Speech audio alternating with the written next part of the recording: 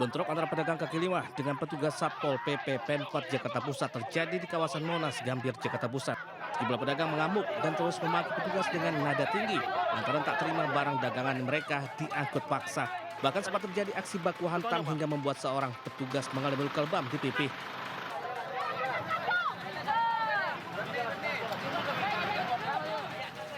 Meski sadar adanya larangan berjualan di sekitar Monas, namun para pedagang menyayangkan sikap arogan petugas yang melakukan penertiban dengan pengangkutan paksa barang dagangan. Tuh, minta tolonglah, mundur dulu ke belakang. Saya mau ini tugas, lagi tugas ini harus bersih di sini. Anak-anak nggak bandel, Pak, tetap aja keluar. Ini karena diambil aja, Bang, ya? Karena terpaksa diambil gitu. Setelah sempat terlibat kericuhan, para pedagang akhirnya memilih membubarkan diri menjauh dari lokasi. Namun pedagang berharap diperbolehkan berjualan di sekitar area Monas di momen libur sekolah kali ini. Dari Jakarta, Rani Sanjaya, Anyus melaporkan.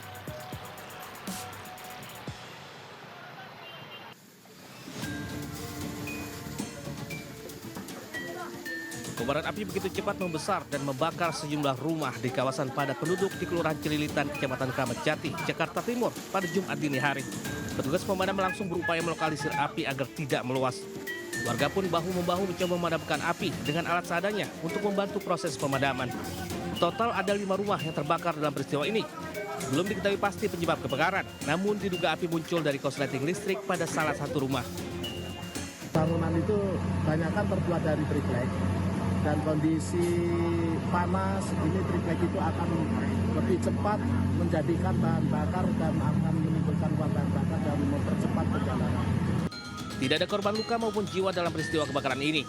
Setelah menerjunkan 15 unit mobil pemadam beserta puluhan personil, api berhasil dipadamkan 1 jam kemudian. Dari Jakarta, Rizky Falufi, Anyus melaporkan.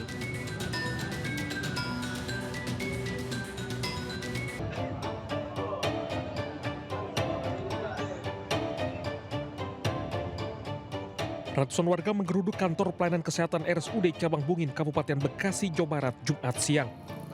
Aksi warga sebagai bentuk protes terhadap pelayanan kesehatan di RSUD tersebut yang dinilai buruk serta buntut dugaan aksi pelecehan yang dilakukan seorang oknum dokter terhadap salah satu pasien.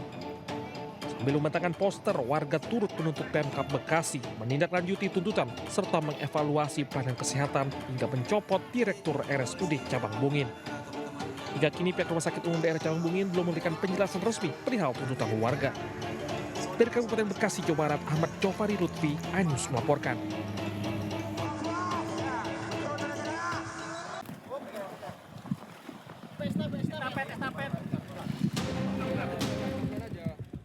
Tim SAR gabungan akhirnya menemukan satu jasad dari 2 korban yang hanyut di Sungai Silau Asahan. Jasad pertama yang ditemukan, Reynanda Prima Ginting, 25 tahun, staf Pitsus dan calon jaksa Kejaksaan Negeri Simalungun.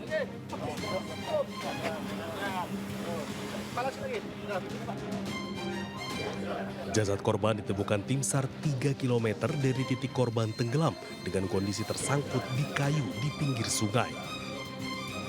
Sementara jasad kedua yang ditemukan bernama Muhammad Safari, 42 tahun, warga Jalan Pelita, Kisaran Asahan, Sumatera Utara, Jumat pagi. Korban ditemukan sejauh 4 km dari titik korban tenggelam dan hanyut terbawa arus Sungai Silau. Sebelumnya, korban hanyut saat berupaya menyelamatkan staf Pitsus Kejari Simalungun, Reynanda. Dengan radius 4 km dari titik tenggelamnya korban. Yang kedua, korban dalam keadaan meninggal dunia. Demikian. Untuk kondisi penemuan korban itu nyangkut. Sebelumnya, staf pidana khusus Kejaksaan Negeri Simalungun hanyut saat berusaha mengejar terduga korupsi Kepala Desa Banjar Hulu Simalungun di Sungai Silau, Asahan, Sumatera Utara.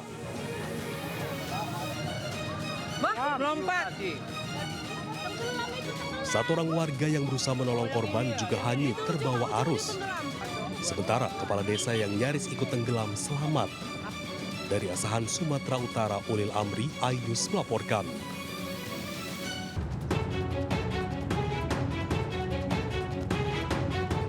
Warga Kelurahan Muara 3, Prabu Muli, Sumatera Selatan digegerkan kasus penganiayaan yang menewaskan seorang perempuan bernama Lydia, 23 tahun.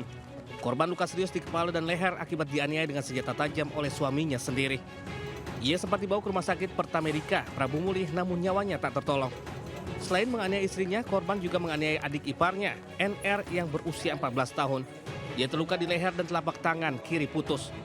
Saat diperiksa polisi, pelaku mengaku membunuh korban karena cemburu saat melihat istrinya melakukan panggilan video dengan pria lain.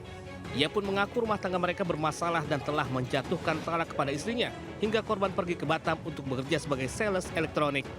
Hingga saat ini, Polres Prabu Mulih masih terus menyelidiki kasus ini untuk memastikan motif pelaku membunuh korban. Dari Prabu Mulih, Sumatera Selatan, Berry Prima, iNews melaporkan.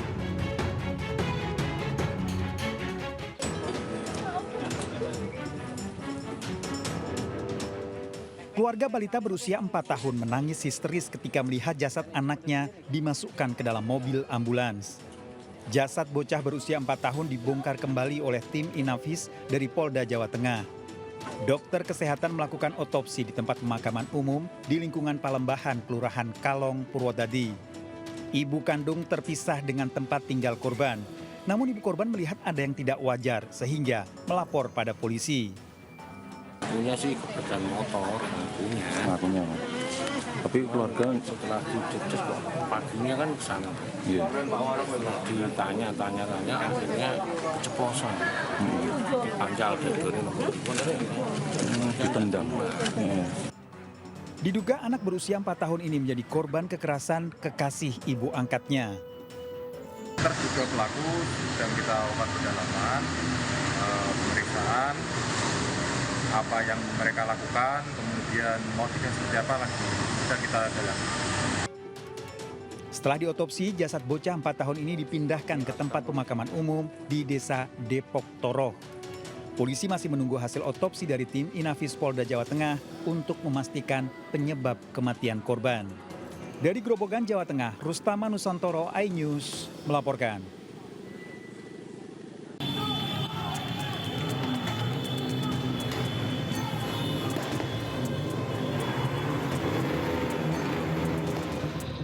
Diduga akibat geber-geber gas motor, konvoi perguruan pesilat di kawasan Pakis, Malang terlibat bentrokan dengan warga. Warga yang merasa terganggu berusaha menyerang dan membubarkan rombongan pesilat. Tidak hanya menggunakan senjata tajam, bentrokan juga diwarnai letusan petasan luncur. Selain di Pakis, kericuhan juga terjadi di Jalan Panji, Suroso, Kota Malang. Dalam insiden ini seorang pesilat tewas dan 2 lainnya terluka parah. Insiden bermula saat pelaku yang tengah makan malam bersama 3 orang temannya terlibat ketegangan dengan rombongan konvoi. Pelaku yang dikeroyok berusaha melawan dengan mengeluarkan pisau. Tadi setelah player, setelah konvoi, saling teriak, saling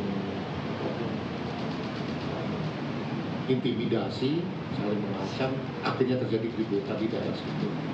Ya spontan, jadi memang karena sudah dikeroyok, sudah dibawa, mau biar bisa berdiri lagi, dia ambil pisau dari tasnya untuk perlawanan. Jadi secara babi buta, musuh-musuh.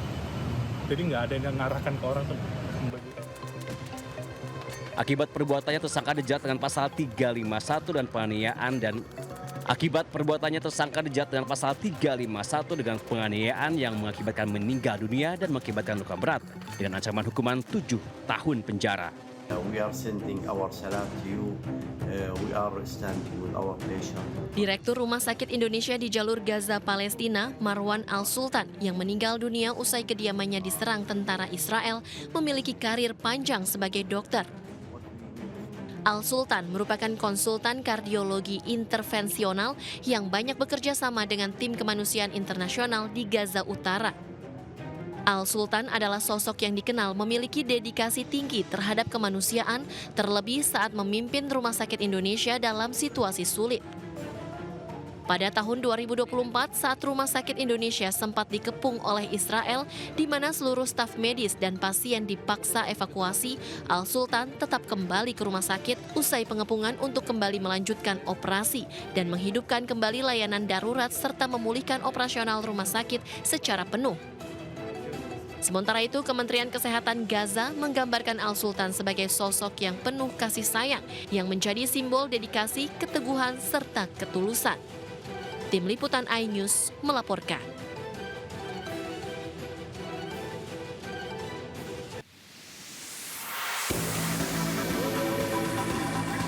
Kakek berinisial AW, 77 tahun, ditahan anggota Polres Indragiri Hilir, Riau karena melecehkan anak perempuan berusia 14 tahun. Ia ditangkap setelah aksinya melecehkan korban kepergok tetangganya. Dalam pemeriksaan terungkap, aksi bejat pelaku sudah berlangsung 5 kali sejak Februari hingga Juli. Korban diperdaya pelaku dengan dijanjikan diberi uang 20.000, 50.000 bahkan 100.000 rupiah setiap kali berhubungan badan. Pelaku bahkan mengancam korban akan memberitahu orang tuanya. Pada polisi, pelaku berdalih tak kuat menahan hawa nafsu karena istrinya sudah tua dan pikun. Mengiming-imingi anak tersebut dengan uang 20.000, bervariasi 50.000, karena korban dan pelaku ini tetanggaan sebelah rumah. Pada saat situasinya aman, si kakek ini datang mengajak si korban ini dengan memberikan sejumlah. Akibat perbuatannya, pelaku kini dijerat Undang-Undang Perlindungan Anak sebagaimana dengan ancaman 15 tahun penjara. Dari Kabupaten Indragiri Hilir Riau, Diki Kurniawan Anyus melaporkan.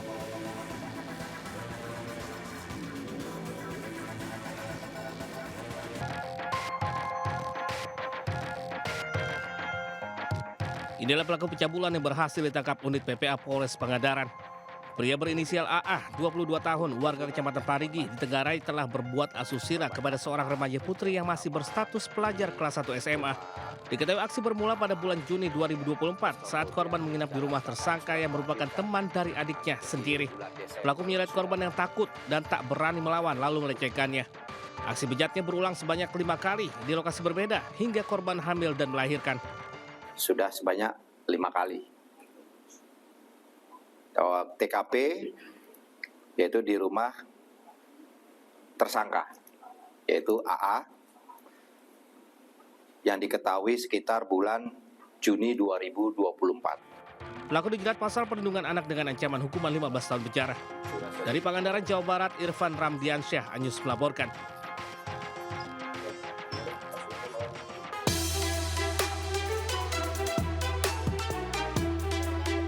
Warga menghakimi seorang pria berusia 30 tahun di Jalan Masaleh, Kelurahan Tamau, Kecamatan Panakukang, Kota Makassar, Sulawesi Selatan. Sebelumnya pria ini kepergok saat melakukan aksi asusila terhadap anak perempuan berusia 8 tahun. Modus pelaku mengiming-iming korban mainan gratis, kemudian melecehkan korban di semak-semak. Beruntung aksi asusila diketahui warga yang kebetulan melintas. Setelah babak belur dihakimi warga, pelaku kemudian dibawa anggota Polsek Panakukang ke kantor polisi. Ia selanjutnya diserahkan ke unit PPA Polrestabes Makassar guna proses hukum lebih lanjut. Karena pelaku ini sempat membawa di korban di semak-semak, namun dijauh oleh warga sekitar sehingga sempat diambil maksa karena korbannya di bawah umur. Untuk mempertanggungjawabkan perbuatannya, kini pelaku merekam di sel tahanan Polres Makassar. Dari Makassar, Sulawesi Selatan, Muhammad Burbone Anyus melaporkan. Masuk rumah tanpa pintu kowe. Pria ini tak berdaya di halaman rumah mantan istrinya di kawasan Jalan Datuk Rubiah, Renggas, Pulau Medan Marelan, Kota Medan setelah menjadi bulan-bulanan warga. Pelaku mendatangi rumah mantan istrinya untuk mengambil hak asuh anaknya, namun korban yang baru selesai mandi menolak untuk memberikan hak asuhnya. Meski sempat menjalin komunikasi dengan keluarga korban, pelaku yang geram karena tidak diberi hak asuh atas anak mengeluarkan senjata tajam dan berusaha menyerang korban hingga menjerit minta tolong. Pelaku diamuk warga, sementara korban dan pelaku menikah secara sirih dan memiliki 3 anak. Setelah bercerai, kembali pada suami pertamanya. Bahwa pelaku telah menalak secara agama, telah bisa, kemudian si korban kembali lagi sama suami pertama. Nah, pada saat suami pertama kembali, si pelaku meminta anak di perawatan 3 itu, mungkin ada cekcok di rumah tangga, cekcok di rumah, sehingga melakukan penganiayaan. Pelaku dibawa ke Rumah Sakit Bayangkara Medan untuk mendapatkan perawatan medis. Sementara korban bersama kakaknya melaporkan kasus penyerangan ke Polsek Medan Labuhan. Dari Medan, Sumatera Utara, Yuda Bahar, iNews melaporkan.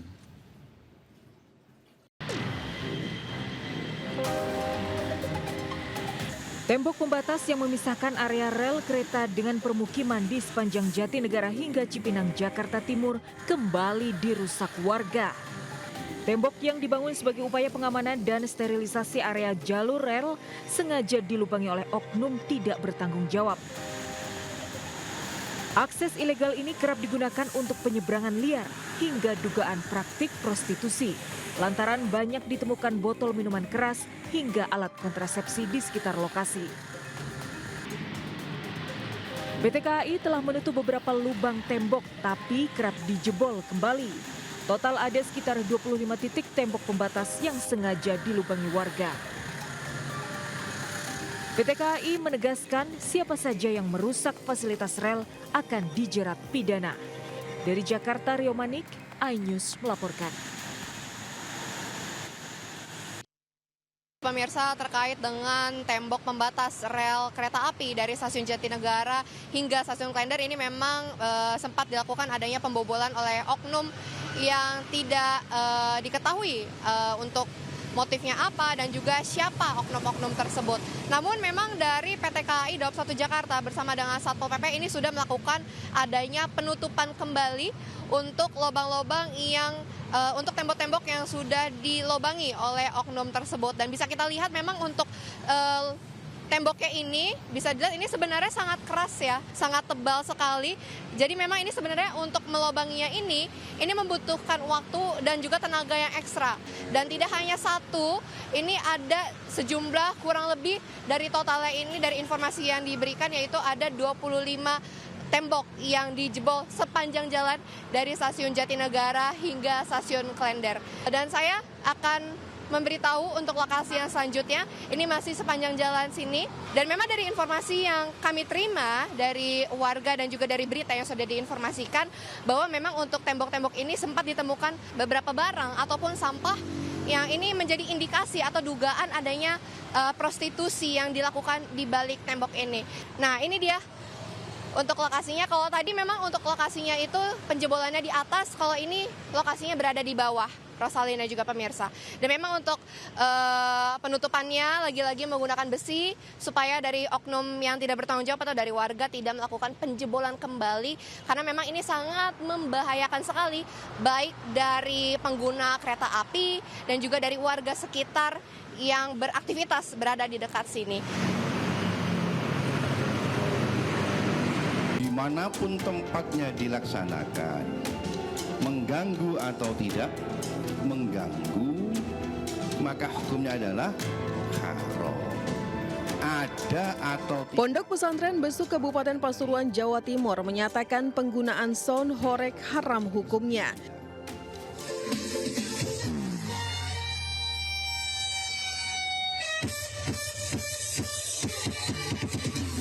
Hal ini diputuskan melalui forum Bahsul Masail yang digelar bertepatan dengan peringatan 1 Muharram 1447 Hijriah. Pengasuh Ponpes Besuk Kyai Haji Muhibul Aman Ali menyampaikan keputusan ini diambil bukan semata karena bisingnya suara, tetapi karena konteks dan dampak sosial yang melekat pada praktik sound horeg. Ponpes Besuk mendorong pemerintah daerah khususnya di Jawa Timur dan Kabupaten Pasuruan mengambil sikap tegas melarang pertunjukan sound horeg demi mencegah semakin meluasnya dampak negatif yang ditimbulkan. Karena yang menjadi pertimbangan hukum tidak hanya mengganggunya. Kalau mengganggu tambah nemen, berarti kan boleh nggak begitu kan? Nah, makanya aspek hukum yang kita pertimbangkan jangan hanya dampak suara saja, tapi juga isi daripada paket sound horeg itu. Merespon fatwa haram yang dikeluarkan Pondok Pesantren Besuk Kabupaten Pasuruan, Majelis Ulama Indonesia Jawa Timur mendukung fatwa tersebut. Ketika banyak aspek madorotnya, ya secara kasat mata itu tidak bisa dibenarkan. Maka apabila ada fatwa haram dari lembaga Bahsul Masaim atau dari pesantren, itu memang perspektifnya memang banyak madorotnya seperti itu. Sementara itu, Wakil Gubernur Jawa Timur Emil Elestianto Dardak berjanji akan memberikan solusi terkait fenomena sound horeg khususnya di daerah Pasuruan dan sekitarnya. Dari Pasuruan dan Surabaya, Jawa Timur, Tim Liputan iNews melaporkan.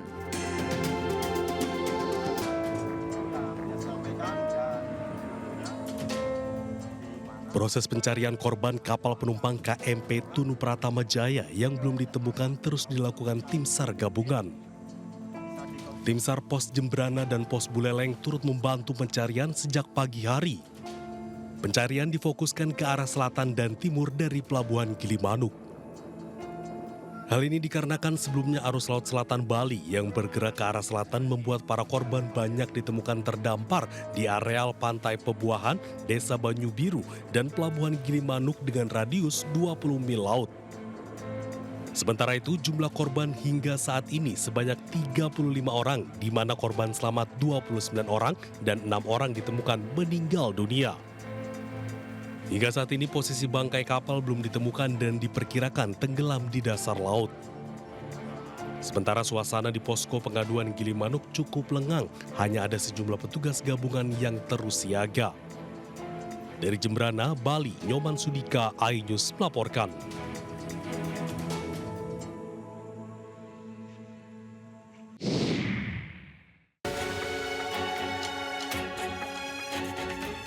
Sebanyak 21 korban KMP Tunu Pratama Jaya yang tenggelam di Selat Bali tiba di Pelabuhan SDP Ketapang, Banyuwangi.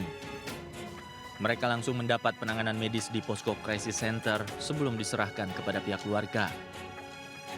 Korban selamat yang ditemukan sebanyak 30 orang, 21 diantaranya telah diserahkan pada pihak keluarga yang telah menunggu di Pelabuhan Ketapang. Sementara 7 penumpang diserahkan kepada keluarga di Pelabuhan Gilimanuk, Jembrana, Bali. 6 orang korban meninggal dunia telah diserahkan kepada pihak keluarga di Banyuwangi. Hingga kini, tim SAR gabungan masih terus melakukan pencarian dengan melebarkan area penyisiran. Dari Banyuwangi, Jawa Timur, Eris Utomo, iNews melaporkan.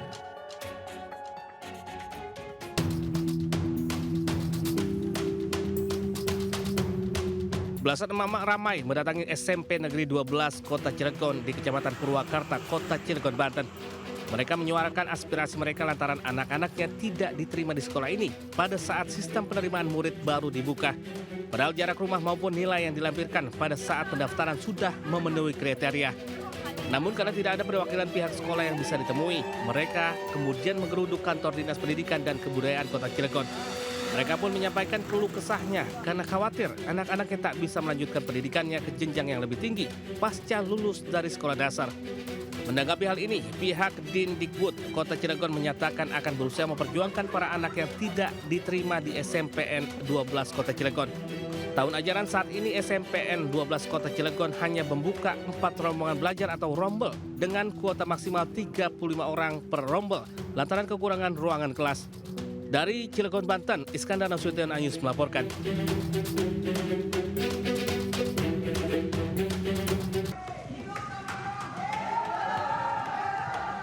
Menteri Perdagangan 2015-2016 Tom Lembong dituntut 7 tahun penjara dalam kasus dugaan korupsi importasi gula. Jaksa penuntut umum dari Kejaksaan Agung menilai Tom Lembong terbukti melakukan perbuatan melawan hukum yang menimbulkan kerugian negara sebesar 578 miliar rupiah dan memperkaya orang lain atau suatu korporasi. Selain itu, jaksa juga menuntut mantan tim ses Anies Baswedan ini dihukum membayar denda 600 juta, subsidiar 6 bulan kurungan. Selain itu, jaksa tidak menuntut Tom membayar uang pengganti karena dalam perkara ini ia tidak menikmati sepeser pun uang hasil korupsi. Sementara itu, terdakwa Tom Lembong mengaku kecewa dengan tuntutan jaksa yang 100% mengabaikan fakta persidangan. Di hari Rabu tanggal 9 Juli. Dalam kurang lebih 4 bulan persidangan, 20 kali sidang, tapi satu pun saya tidak temukan penyesuaian dalam surat penuntutan yang mencerminkan fakta yang diungkap dalam persidangan. Jadi ya saya agak heran aja ya, apakah ini memang pola kerja daripada Kejaksaan Agung. 1 minggu dari sekarang adalah duplik dari tim penasihat hukum ya.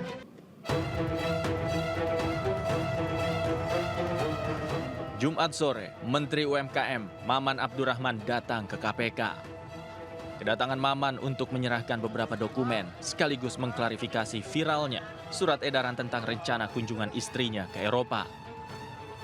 Ia mengatakan bahwa keberangkatan istrinya ke Eropa bersama dengan anaknya dan tidak menggunakan fasilitas negara.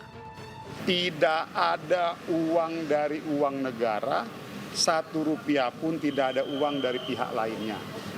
Saya tunjukkan dan saya sampaikan dokumen-dokumen pembayaran tiket langsung dari rekening pribadi istri saya.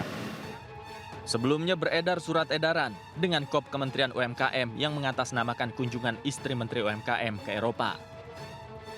Dalam surat yang tertanggal 30 Juni 2025 itu, tertulis bahwa Agustina Hastarini hendak kunjungan ke berbagai negara dalam rangka mengikuti kegiatan atau misi budaya. Surat edaran tersebut viral di media sosial dan mendapat respon dari warganet. Beberapa warganet bahkan memberi komentar negatif. Mereka menyoroti peran istri Maman dalam kementerian, termasuk tujuan perjalanannya ke Eropa. Tak sedikit pula yang mempertanyakan kunjungan istri Maman ke Eropa dalam rangka tugas negara atau liburan semata. Dari Jakarta, Ismalia Auliaisah, iNews melaporkan.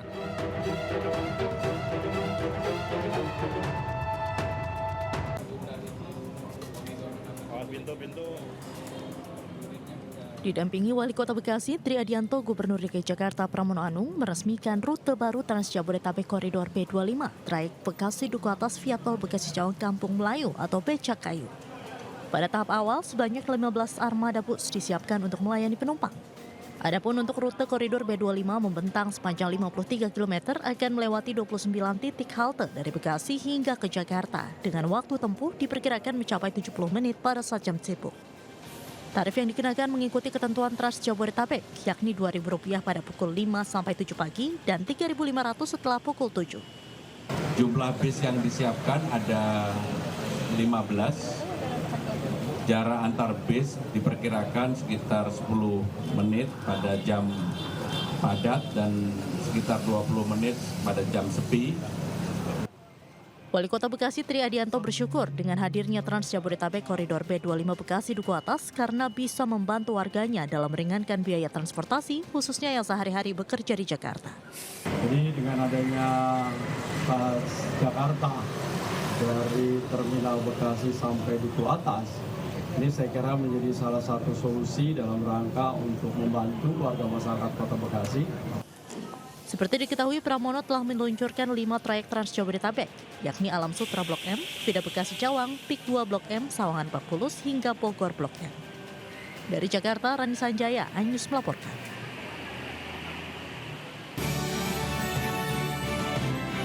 Sekjen Partai Perindo yang juga Wakil Ketua Umum Kadin Indonesia Andi Yuslim Patawari turut hadir memeriahkan perayaan HUT Bayangkara ke-79 di kawasan lapangan Silang Monas, Jakarta Pusat.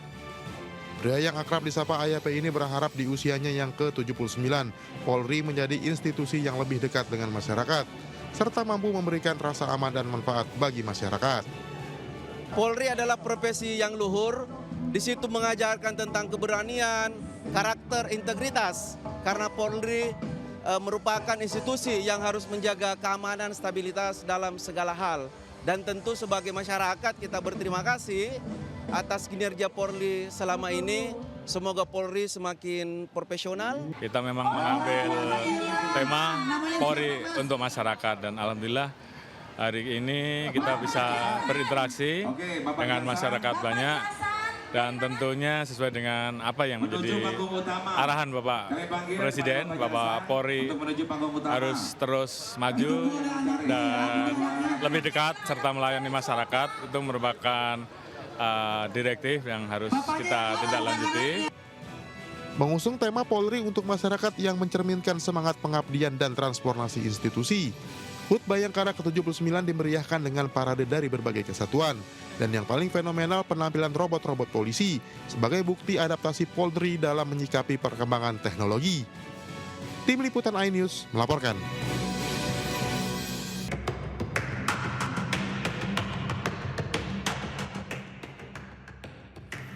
Selebgram asal Indonesia berinisial AP diduga ditahan junta militer Myanmar. Ia ditahan usai dituduh memberi pendanaan ke kelompok pemberontak.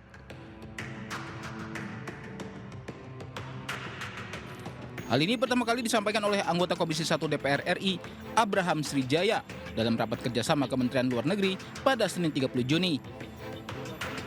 AP ditangkap otoritas Myanmar pada 20 Desember 2024. Dia dituduh bahwa dia mendanai pemberontak Myanmar, anak muda Pak, umurnya seumuran saya 33, padahal dia tidak ada niat untuk seperti itu. Dia hanya selebgram suka bikin konten. Alangkah baiknya bisa diperjuangkan untuk bisa dikembalikan ke Indonesia, Pak Menteri. Sementara itu, menurut Direktur Jenderal Perlindungan WNI Kemenlu, Juda Nugraha, AP divonis 7 tahun penjara. Saat ini AP menjalani hukuman penjara di Insen Prison, Yangon, Myanmar. Meski identitasnya belum diungkap secara resmi, namun warganet menyoroti selebgram yang ditahan adalah Arnold Putra. Akun Instagram Arnold dibanjiri pertanyaan dari netizen. Beberapa netizen mempertanyakan kebenaran kabar penahanannya. Kemlu dan KBRI Yangon terus memonitor kondisi AP selama menjalani hukuman penjara. Tim Liputan iNews melaporkan.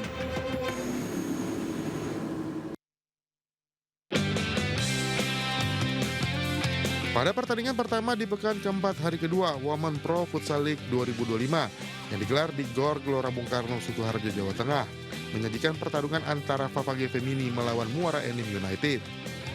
Sejak awal pertandingan, kedua tim saling jual beli serangan. Dalam pertandingan ini, Favage Femini sejatinya mampu unggul cepat dan bisa memimpin hingga 2 kali. Namun Muara Enim United selalu mampu bangkit hingga akhirnya membalikan keadaan dengan skor akhir 2-3. Pada pertandingan kedua menyajikan laga seru antara KLN Angels melawan MSP FC. Dengan kepercayaan diri yang tinggi, MSP FC langsung melancarkan serangan masif ke pertahanan KLN Angels. Permainan agresif MSP FC berbuah kemenangan dengan skor meyakinkan 3-1. Pada pertandingan ketiga, Kebumen Angels meraih kemenangan telak saat melawan Kermilasari Futsal. Bermain lepas dan mampu tampil baik, Kebumen Angels mampu menghujani jala lawan dengan 10 gol, yang hanya mampu dibalas 2 gol oleh Kermilasari Futsal. Dari hasil pertandingan pekan keempat hari kedua, MSP FC menjadi juara paruh musim Women Pro Futsal League 2024-2025. MSP FC berada di pucuk klasemen dengan mengantongi 15 poin dari hasil 5 kemenangan dan hanya menelan 1 kekalahan. Tim Liputan iNews melaporkan.